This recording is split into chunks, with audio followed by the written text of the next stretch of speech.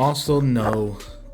Sony, guys, okay, so the new narrative, I don't know how you PlayStation guys do it because now I'm seeing this take.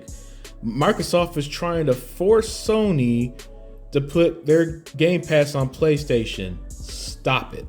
Stop it. Stop the stupidity. You do realize that if Game Pass was on PlayStation, Xbox Live would come to PlayStation. Now, use your two brain cells together. Do you think Sony is going to galvanize their PlayStation subscription by allowing Xbox Live playable on it? Not only that, this is delusional. Yeah, guys, this is weird. This is such a weird coping mechanism. This is incredible. These PlayStation fans, their psychology is fascinating because instead of accepting that this is the end, that PlayStation can't compete, they just come up with these weird fucking conspiracy theories almost. How Microsoft is trying to force Sony to put in Game Pass on PlayStation. Come on, guys. Come on. Stop it. Like that Michael Jordan meme. Stop it. So with a day like today, when Microsoft announces that, they acquired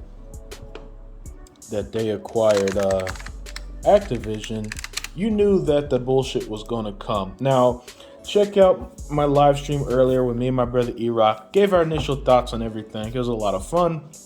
And we'll be going live later today as of this recording for Emergency Xbox Exile podcast to talk about it further. But I do want to talk about this.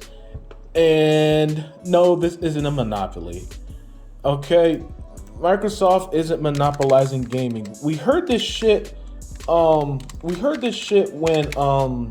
the Bethesda deal happened, and we're hearing it again. And every time Microsoft purchased these large studios, you're gonna hear it, But Microsoft Xbox does not have exclusive possession over a commodity, and that's the technical definition of monopoly. It's when a company have exclusive control over it.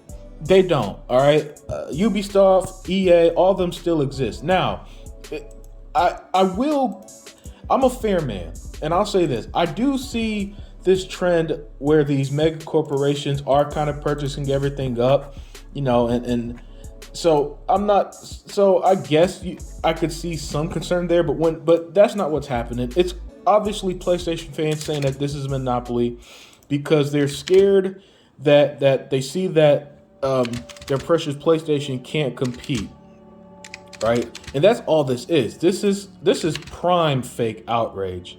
This is if there's an example of fake outrage, this is it right here. Where they're saying it's monopoly not because it's an actual monopoly, but because they need to find a way to cope with the fact that PlayStation, these next few years might be the last time Call of Duty go to PlayStation. You may never know. The Xbox brass, they did the math with Bethesda and said, hey, we have these games exclusive on our platform. That's the way to go. And they spent $70 billion. Look, I said it with Bethesda. I'm saying it again. You don't spend $70 billion for the status quo. While games like Warzone and all that will remain multi-plat in the same way that Elder Scrolls Online is for Bethesda, get rid of this idea that drop the phase never. Stop saying it's never going to happen. All right, stop. It's going to save you a lot of headache if you just accept the reality that there's a good possibility there will be some exclusive Call of Duty games. There'll be some exclusive Crash Bandicoot games. There'll be some exclusive whatever else, Guitar Hero games, whatever the case is. All right. They spent a lot of money. They spent a lot of money to prop their service and their brand and their content. All right. And they did it for a reason. They didn't do this out of the kindness of their heart or to put everything on PlayStation. Yes, there'll be games that remain on PlayStation.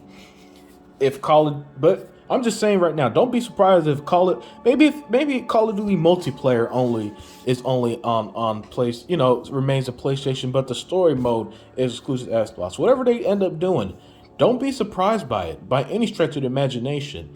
Right now, the only thing we could guarantee for certain is day one Call of Duties on Game Pass. I think that's the only one thing that's safe to assume right now. But other than that, never say never. But this isn't a fucking monopoly, all right? Because it's clear. Look, if Microsoft owned, it's one thing if Microsoft also owned Ubisoft, EA, Take Two, THQ Nordic, and then all their developers, technology, and publishers. Okay, then I'll be with you. But while this is yes to major publishers and a large chunk of the gaming world, it's not a monopoly. And people Jason Scherzer and all that stuff. Let's tone down on the hyperbole here. Yeah, I do see this trend of mega corporations kind of buying a lot, but that doesn't break any antitrust laws. It's not a monopoly, and tone down on the fake outrage here over it. Because really, this is just a coping mechanism, like I said. But yeah, huge, massive news on this Activision deal. Let me know what you think, and I'm out.